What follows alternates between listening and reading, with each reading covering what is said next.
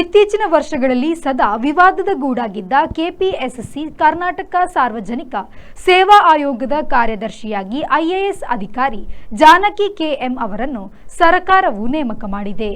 ದಕ್ಷಿಣ ಕನ್ನಡದ ಜಿಲ್ಲಾಧಿಕಾರಿ ಮುಲೈಮುಗಿಲನ್ ಅವರು ಸೇರಿ ಒಟ್ಟು 16 ಐಎಎಸ್ ಅಧಿಕಾರಿಗಳನ್ನು ವರ್ಗ ಮಾಡಲಾಗಿದೆ.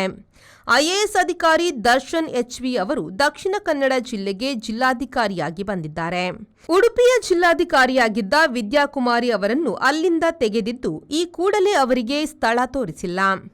ಉಡುಪಿ ಜಿಲ್ಲಾಧಿಕಾರಿಯಾಗಿ ಸ್ವರೂಪ ಟಿಕೆ ಅವರು ಉಡುಪಿಗೆ ಹೊಸ ಜಿಲ್ಲಾಧಿಕಾರಿಯಾಗಿ ನೇಮಕಗೊಂಡಿದ್ದಾರೆ. Bureau report V4 news Bengaluru.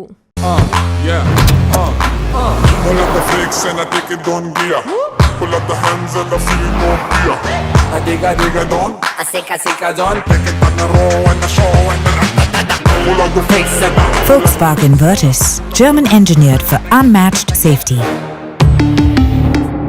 Volkswagen Mangalore, Airport Road, Yeyadi, Mangalore. Volkswagen.